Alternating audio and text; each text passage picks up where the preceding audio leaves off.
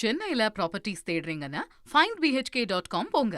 Matching ப்ராப்பர்ட்டிஸை AI உங்களுக்கு suggest பண்ணும். நாம் தமிழர் கட்சியினுடைய தேர்தல் அறிக்கை அப்படிங்கிறது வெளியாகிருக்கு. 49 தலைப்புகளில் இவங்க தேர்தல் அறிக்கைகளை கொடுத்துருக்காங்க.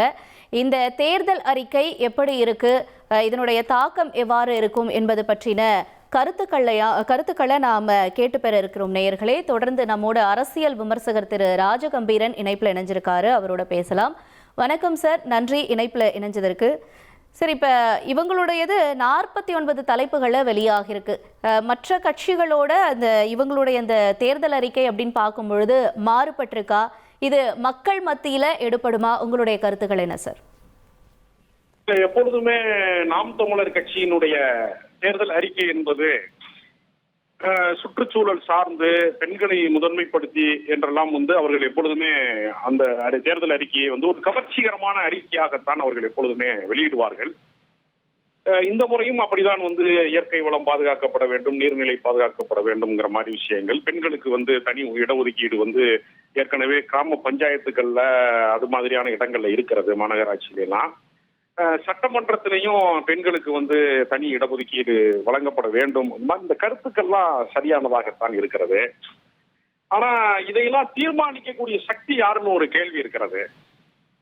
இதை மாநில அரசு பஞ்சாயத்து ராஜ் என்கிற சட்டம் வந்ததற்கு பின்புதான் பெண்கள் கிராமப்புறங்களிலே பஞ்சாயத்து தலைவியாக ஆக முடியும் என்கிற சட்டம் இயற்றப்பட்டது. அது மாதிரியான ஒரு மத்திய அரசு இப்ப உதாரணமாக நீதிமன்றத்திலே தமிழிலே வழக்காட வேண்டும் என்று சொல்வதெல்லாம் யாருடைய கட்டுப்பாட்டில் இருக்கிறது? நீதிமன்றமே ஏறத்தாழ மத்திய அரசாங்கத்தினுடைய கட்டுப்பாட்டிலே தானே இருக்கிறது. அப்ப இந்த அதிகார மையம், இந்த கோரிக்கைகள் எல்லாம் நீண்ட நாள் கோரிக்கை தான். 5 தலைநகரம் அப்படின்லாம் சொல்லியிருக்கிறாரு.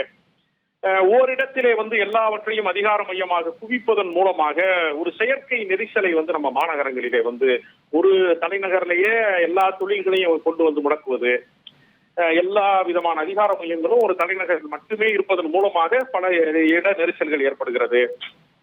மாநகரம் விரிந்து கொண்டே போகிறது, சுற்றுச்சூழல் பாதிக்கிறது. அந்த மாதிரி விஷயங்கள்ல இன்னொரு துணை நகரம் இருக்க வேண்டும் என்று கடந்த காலங்களிலே முயற்சி செய்த போதெல்லாம், ஒரு மாநகரத்திற்கு பதிலாக ஒரு துணை நகரம் இருக்க வேண்டும் என்று சொல்ல போதெல்லாம் விவசாய நிலங்கள் பாதிக்கப்படும் என்று அந்த திட்டங்களுக்கு கடுமையான எதிர்ப்பு வந்தது.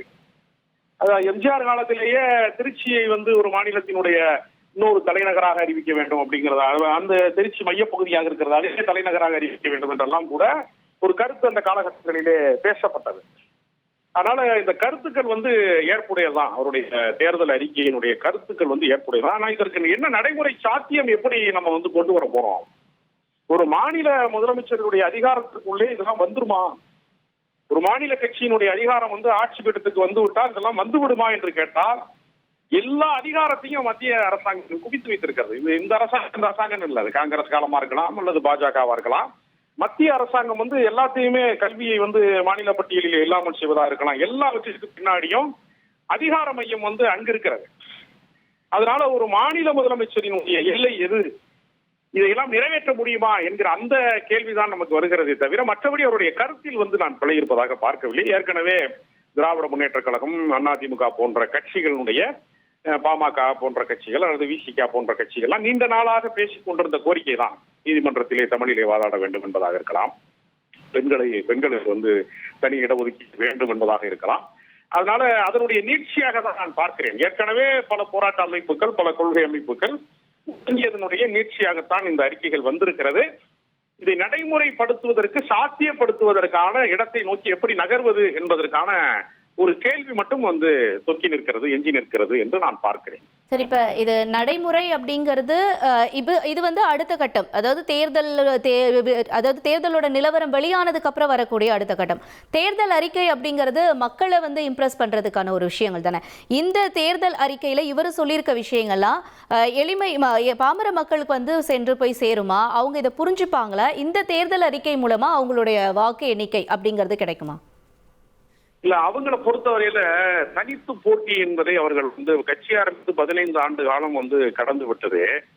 பல தேர்தல்களை சந்தித்து விட்டார்கள். தனித்து போட்டி என்று சொல்வதன் மூலமாக அவர்கள் அரசியலிலேயே தனிமைப்படுத்தப்பட்டிருக்கிறார்கள். ஒரு சட்டமன்ற உறுப்பினரோ, ஒரு நாடாளுமன்ற உறுப்பினரோ, உள்ளாட்சி அமைப்புகளிலேயோ கூட அவர்களுக்கு ஒரு பிரதிநிதித்துவம் இதுவரைக்கும் ஏற்படவே இல்லை.